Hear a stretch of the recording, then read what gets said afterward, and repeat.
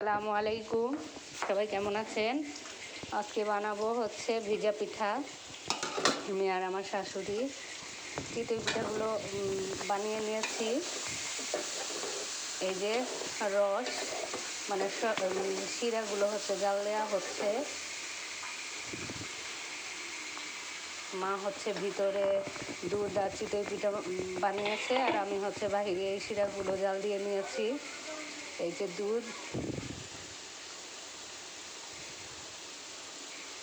1 KG চালের গুঁড়ি নিয়েছিলাম, আর 1.5 কেজি হচ্ছে দুধ নিয়েছিলাম। এখন একটু পিঠাগুলো ফাটিয়ে নিয়ে তারপরে শিরার মধ্যে দিয়ে দিব।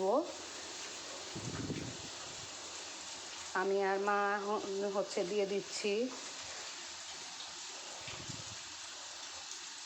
ফাইনাল লুক দেখেন কীরকম হলো।